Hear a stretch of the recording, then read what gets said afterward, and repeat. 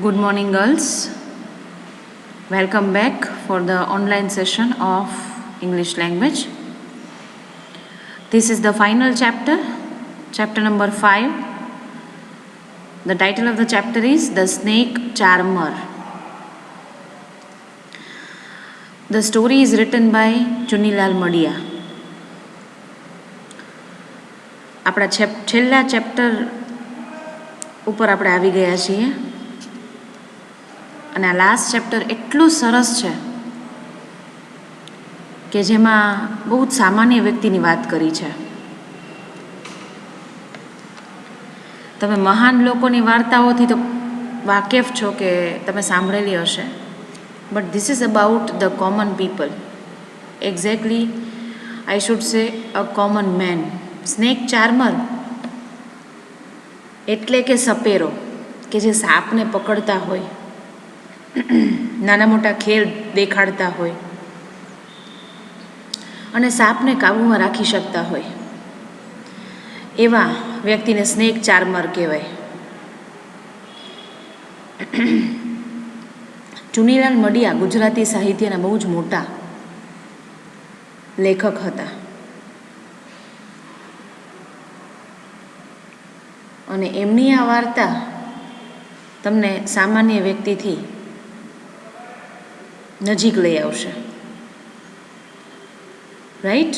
So let us have a journey about the snake charmer. Let's begin with the author itself.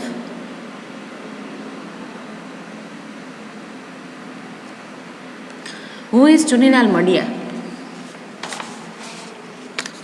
Chunilal Madiya was born on 12th August in 1922 at Dhoraji. Dhoraji નામ તમે સાંભળેલું છે, ગામથી તમે વાકેફ છો. In the Rajkot district of Gujarat. કે એમનો જન્મ 12 ઓગસ્ટ 1922ના થયો.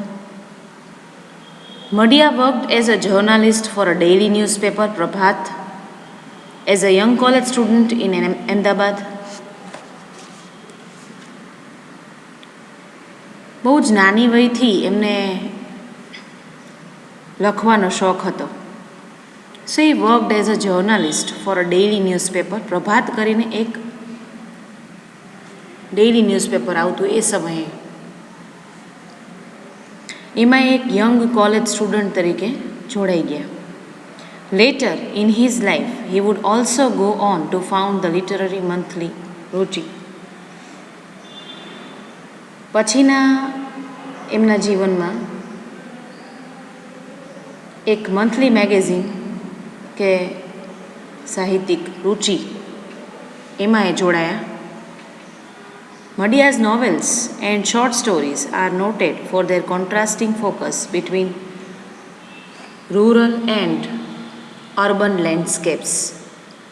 ખાસ કરીને Chunilal Madiya, he is writing such novels and short stories which are giving contrast between rural and urban landscape. જે લોકો રૂરલ એન્વાયરમેન્ટ કે એમના વિશે કે એ પ્રકારની વાર્તાઓથી વાકેફ, but it is about the especially rural landscape, ગ્રામ્ય પ્રદેશો કે વિસ્તાર અને સાથે અર્બન લેન્ડસ્કેપ એટલે શહેરી વિસ્તાર. This story is about the rural landscape.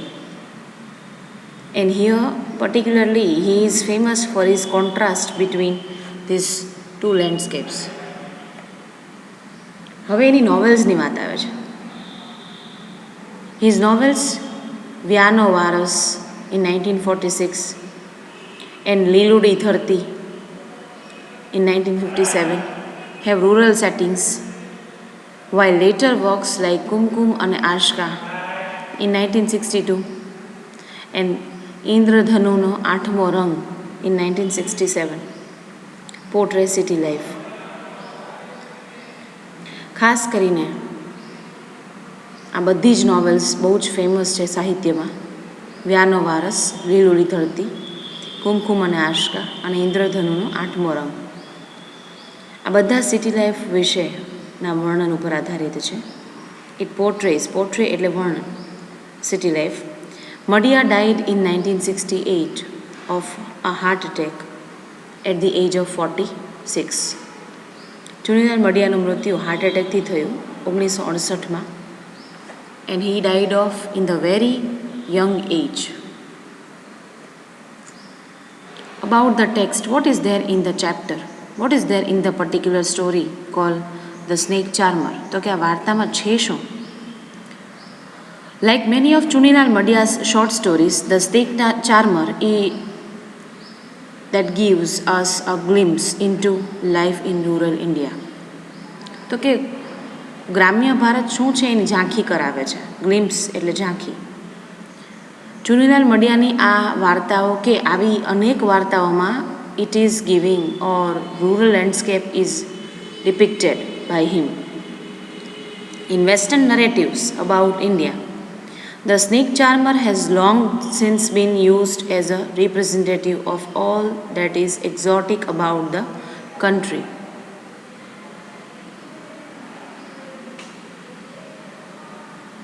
In western narratives about India, આધુનિક કથાઓમાં, વર્ણનમાં કે લખાણોમાં, the snake charmer has long since been used. એમને એટલું અગત્ય આપવામાં નથી આવ્યું. બરાબર. They have been used as a representative of all. કારણ કે તમે કોઈ પણ કેરેક્ટર જ્યારે ડિસ્ક્રાઇબ કરો છો ત્યારે એ કેરેક્ટરને તમે એ કાલ્પનિક હોય કે રિયલ હોય, પણ જ્યારે તમે એ કેરેક્ટરને માઇન્ડમાં પણ પોર્ટ્રે કરો છો કે લખવાનો પ્રયત્ન કરો છો તો એ બહુ નીચલા વર્ગના કેરેક્ટર્સ તમે લગભગ લખતી વખતે નહીં લ્યો. આ કેવા વ્યક્તિની વાર્તા કે વાત છે કે જેમાં બહુ જ સામાન્ય રૂરલ ગ્રામ્ય વિસ્તારથી વ્યક્તિઓ જોડાયેલા હોય છે, કે જે ગામડામાં રહેતા હોય છે, કે જે સપેરાઓ હોય છે, એમને બહુ જ લાંબા સમયથી ફોકસમાં નથી લીધા. So Madiya has given him a great focus and it is not been used or since long it is not been used by any of the writer and that is exotic about the country. અને એ પણ ભારતની એક આ સુંદરતા વિશે પણ જાણવું જરૂરી છે કે ભારતમાં આવા પ્રકારના લોકો પણ રહે છે, like snake charmer. He reminds us that these characters are not one-dimensional. They are complex,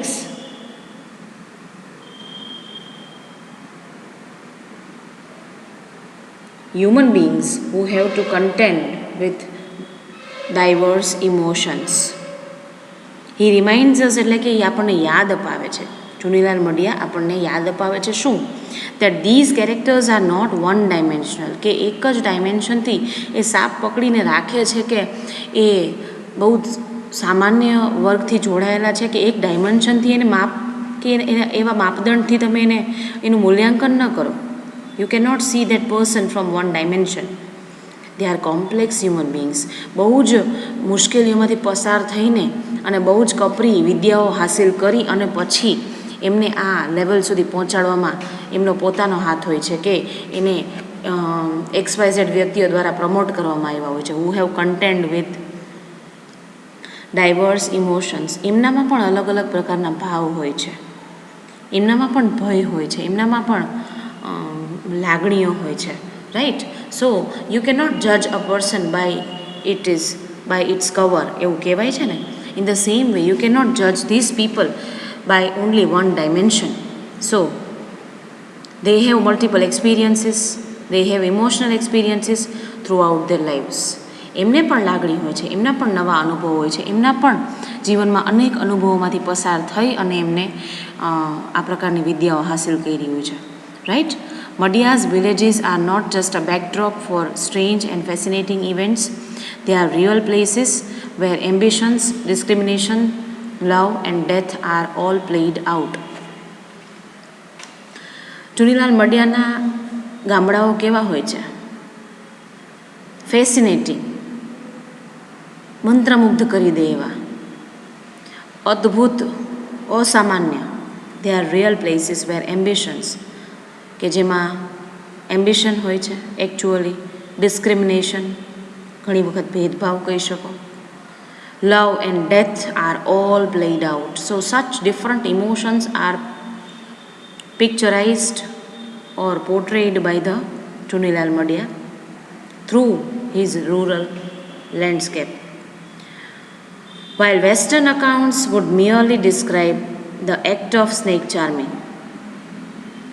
મોટા શહેરોમાં આવા વ્યક્તિઓને શું કહેવામાં આવે? તો કે માત્ર ને માત્ર જો વર્ણન કરવામાં આવે તો એમ કહે છે કે ભાઈ સાપ પકડવાવાળા વ્યક્તિઓ, કે જે સાપ પકડે છે એવું કાર્ય કરતા વ્યક્તિઓ.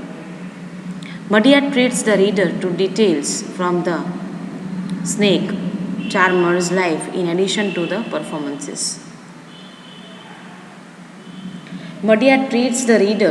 Yes, Madia has given a new dimension to the reader, for the reader, by providing the full details about the snake charmer's life. કે ખરેખર એમનું જીવન કેવું હોય છે, how their lives are, how they are living their life throughout with multiple experiences and in addition to his performance.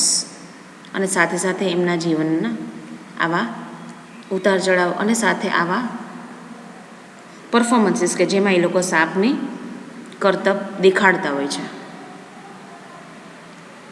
Now the chapter begins with the central character whose name is Jakhra. Jakhra કરીને એક central character છે કે Jakhra is a snake charmer, he is a great snake charmer. He is performing the show and the story begins with his show. How the snakes were looking, how he was controlling the snakes, how the enchanting the performance was. Everything is here described. Minute details are described by Chunilal Madia. ફરીથી વાત કહી દઉં. This story is about the snake charmer called Jakhra. This story is about his life. This story is about his life journey, how he has become a famous snake charmer. So let us begin the story with the very first event or the show that he was performing.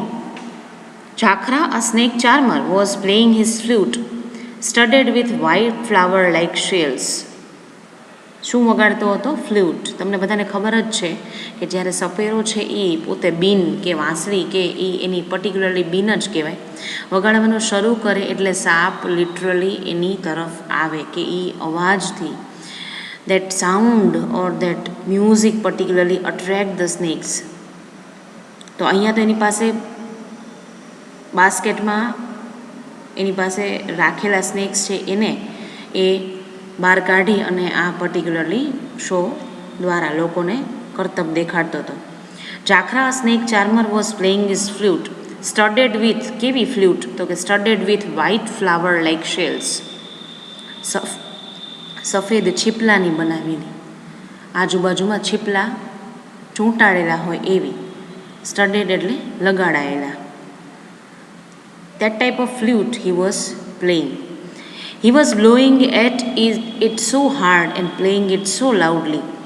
It was as if he was puffing at the bellows of a blacksmith. Blacksmith એટલે લુહાર. Bellowing એટલે એક તમે કહી શકો તો એવા પ્રકારનું શરણાઈ જેવું જ વાજિંત્ર કે એમાં તમે ફૂંક મારો કે જોર કરો એટલે જેથી કરીને અવાજ સાંભળી શકાય. He was puffing the air with so much of strength. એટલે તમારે બીન વગાડવામાં પણ તમારે 100% એનર્જીની જરૂર પડે અને ફૂંક મારી અને જે અવાજ ઉત્પન્ન થતો હતો એવું લાગતું હતું કે જાણે શરણાઈઓ વાગતી હોય એવું જોરદાર. The show was at its climax.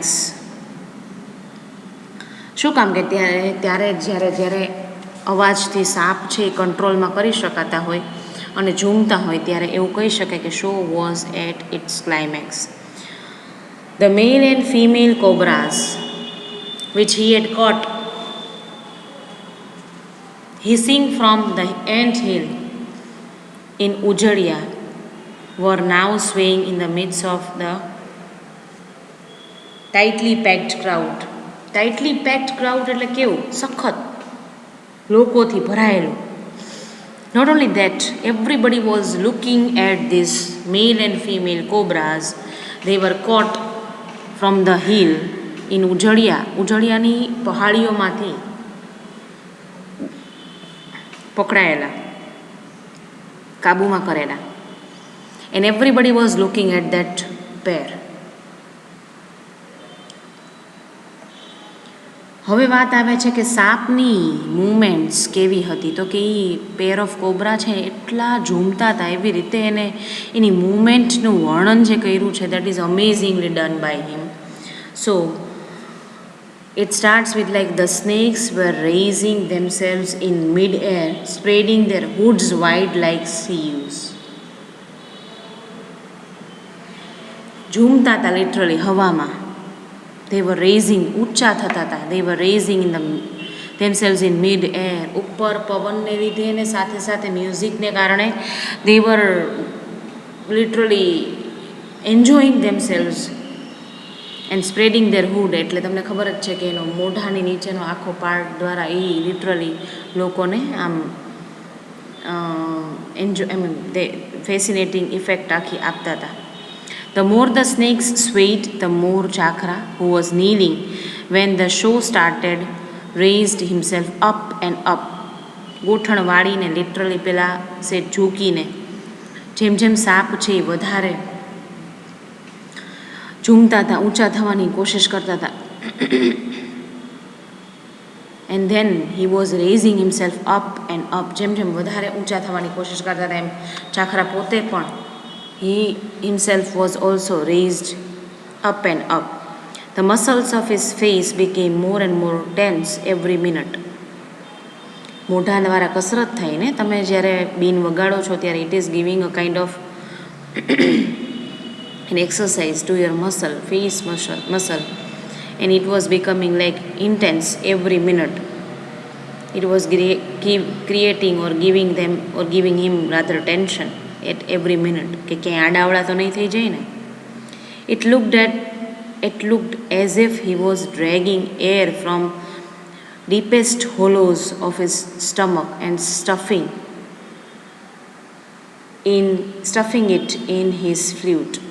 પેટમાંથી literally હવા ભરી, આમ મોઢામાંથી હવા ભરી અને પેટમાંથી લિટરલી આપણે જોર કરી અને right we were dragging or he was dragging air from the deepest hollow of his stomach, and he was stuffing, એટલે ભરતો હતો, in the flute. Here we see Chakra's magical power through this part of the story. કે જબરદસ્ત snake ચાર્મર એ હતો. કઈ રીતે એ કાબૂમાં કરીને એ pair of કોબ્રાઝને લઈ આવ્યો, કે જેના માટે એવું કીધેલું હતું કે પેર ઓફ કોબ્રા કોઈના અંડર કંટ્રોલમાં આવી શકે એવી નહોતી. But Chakhra did it. So how he did it, it is here given. There was justification too for all this, for he had dragged into his basket a divine pair of cobra that would never have come under the spell of any spirit. ખાસ કરીને લોકો દ્વારા એ ચોખવટ કરવામાં આવેલી હતી કે આ એવી પેર ઓફ કોબ્રાઝ છે કે જે કોઈના દ્વારા કંટ્રોલમાં આવી શકે એવી નથી. But he had dragged it, and even if they would have never have remained prisoners in the basket. અને એવી જબરદસ્ત પોઈઝનસ કયો કે ખતરનાક કયો, but they did not have ever remained as a prisoners in the basket, કે બાસ્કેટમાં રહીને prisoner તરીકે એ લોકો ક્યારેય રહ્યા નહોતા. એવી કોબ્રા પેરને એને કંટ્રોલમાં કરી નાખી. કઈ રીતે? ચાખરા had achieved that difficult fear through the magic power which he had inherited from his dead father, and which, at least in these parts, no one else has attained such power. એટલે કહેવાનો અર્થ એ છે કે he has achieved this magical power. He has inherited this power from his dead father who is not alive. And it is said that at least in this area or the part, no one else has attained such magical power which Chakra was obtaining. કે જેને પ્રાપ્ત કર્યું, જે ધરાવતો હતો એવું કોઈ જ પાસે, એવો પાવર કોઈ જ પાસે હજી સુધીમાં કોઈએ અચીવ કરી શક્યું ન હતું. That kind of magical power he was having. Again, the movement of the cobra pair is focused here by the writer.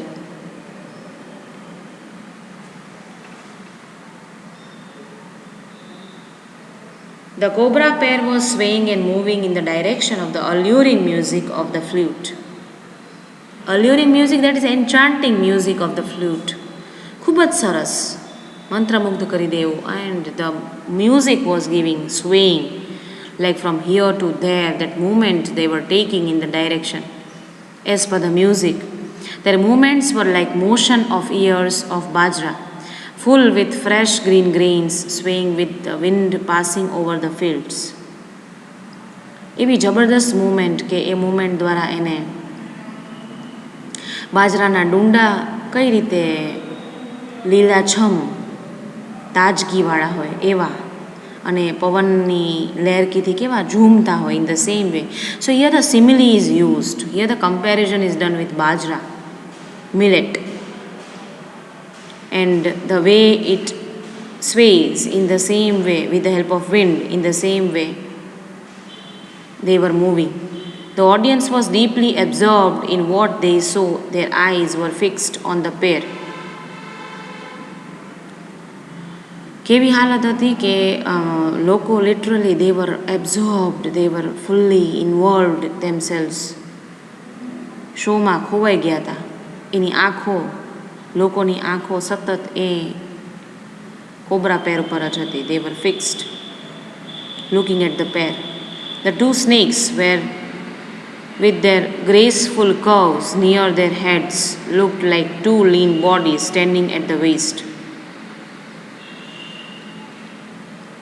એ બંને સાપ એટલા બધા ગ્રેસફુલ દેખાતા હતા. એની કર્વ, માથાથી લઈને જે કંઈ પણ એ એના વળાંક અને વત્તા બહુ જ પતલા એવા વ્યક્તિઓ, કેમ કમરથી પતલા એવા વ્યક્તિઓ દેખાતા હોય, in the same way they were looking thin, lean એટલે પતલું, lean body, and looking so graceful.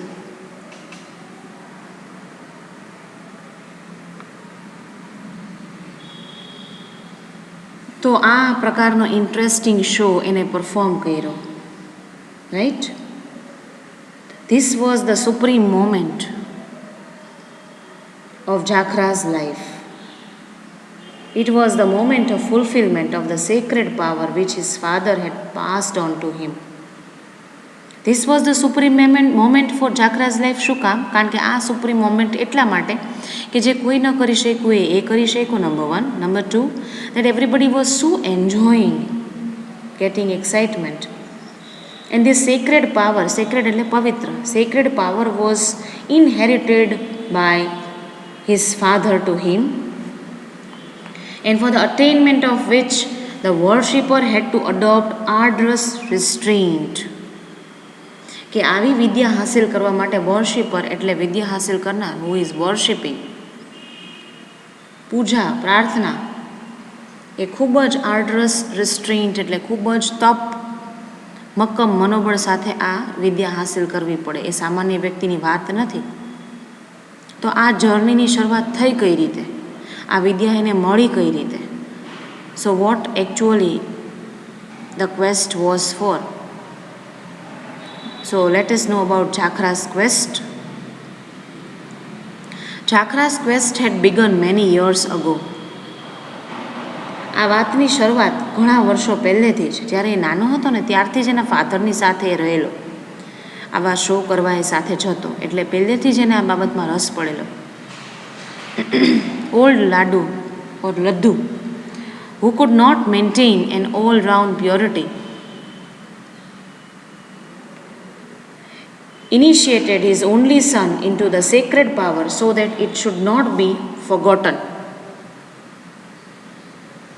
એટલે કે લડ્ડુ પોતે લગ્ન જીવનમાં લગ્ન ગ્રંથિમાં જોડાય છે અને એમના દ્વારા એને સંતાન એટલે આ ઝાખરા પ્રાપ્ત થાય છે. So he did not control himself from this worldly pleasure, and so he was not able to maintain all round purity that he was expecting from his only son. કે જે કાંઈ મેં હાસિલ ન કરી શક્યો કે એ ultimate control I couldn't receive or I couldn't attain, પણ એ સેક્રેટ પાવર એ હું તારામાં ઈચ્છું છું કે તું પ્રાપ્ત કરે. That you shouldn't forget. At the same time, he warned his son about the difficulties and dangers of the path. સાથે સાથે એના દીકરાને વોર્ન પણ કરે છે કે જે માર્ગ ઉપર તું ચાલવા જઈ રહ્યો છો, that path is not easy. He said the pursuit of the path demanded purity and that would go beyond the austerities of the yogis of Jalandhar. Of course, જલંધરના મોટા મોટા યોગીઓ કે ગુરુઓ ઓસ્ટેરિટીઝ એટલે કે સાધુ સંત પણ હાસિલ ન કરી શકે આવી પ્યોરિટી, એવી પ્યોરિટી આ માર્ગ છે એ ડિમાન્ડ કરે છે.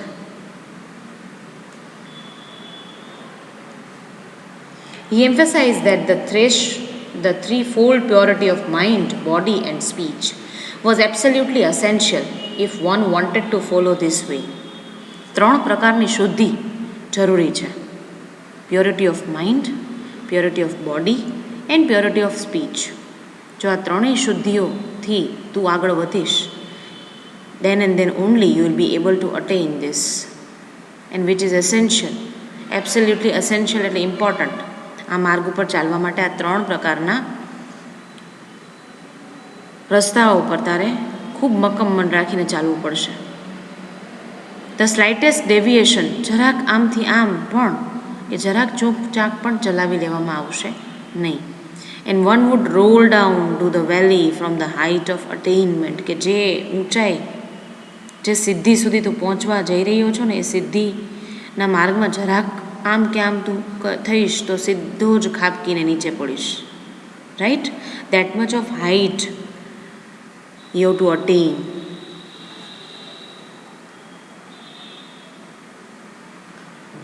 એવું એના ફાધરે એને શીખવાડેલું. હવે વાત આવે છે ઝાખરાના બાળપણની, કે બાળપણથી જ ઝાખરાએ પોતાના ફાધરને એક રોલ મોડલ તરીકે જોયેલા, અને એ રોલ મોડલ તરીકે જોઈને એને એની સાથે રહીને એ નાનપણમાં જ્યારે એના ફાધર શો કરતા, એ નાનો હતો એને સાથે લઈ જતા, ત્યારનું આખું વર્ણન એ કરેલું છે કે snake charmers role that he has observed from his father. ઝાખરા was then very young, yet he was not inexperienced in his field. એવું ન માની લેતા કે યુવાનીથી આ ફિલ્ડમાં હતો કે તેમ છતાંય એ અનુભવી ન હતો. He was experienced. When his father went from village to village with the basket of animals on his shoulders, Chakra would accompany him carrying the bag of tarpaulin in which would be stuffed the flute, the bowl and the snake charmer's bag and many other odd things. જ્યારે એના father એક ગામથી બીજા ગામ આવા પ્રકારના show કરવા માટે જતા, ત્યારે બાસ્કેટમાં એનિમલ્સને લઈને એના ખભા પર, તે સમયે he was accompanying his father with the tarpaulin bag in which the stuff was there, like flute, bowl for the milk of snake, then snake charmer's bag and the many other odd things, અને બીજી નાની મોટી ઘણી વસ્તુઓ. When the show was on, his father would concentrate his eyes on the snakes. સપેરાની નજર કોના ઉપર હોય? સાપ ઉપર. When the show was on, કે જરાક ચૂક કે ચાકમાં સાપ છે એ ટોળામાંથી બહાર નીકળી જવા ન જોઈએ. He was constantly keeping his eyes on the snakes. And the Chakra with his sharp eyes would pick up small coins thrown by the onlookers in the dust. જેટલા લોકો જોવા માટે આવતા એ નાના મોટા સિક્કાઓ છે એ ધૂળમાં નાખી દેતા. એ સિક્કાઓ વીણવાનું કામ છે એ ઝાખરા પોતાની આંખો દ્વારા ઓબ્ઝર્વ કરી અને વીણી લેતો. He made all the preparatory arrangements before the show starts, such as playing the little trumpet to draw the crowd. First the children and then the grown ups, cleaning the place from the show, pulling out the mongoose from the bag and fixing his nail in the ground. So everything, every extra arrangement Chakra was doing, like preparative, whatever things for the arrangement of the show. In the starting, he was doing, like he was gathering the people, and the people turned into crowd, and then the children first. કારણ કે નાના બાળકો જોઈ શકે એટલે પહેલાં એમને ઊભા રાખતા, પછી મોટાઓ. And he was cleaning the place, like he was arranging the bag and all. In the meanwhile, Laddu was who would smoke Dhatura to prepare himself for his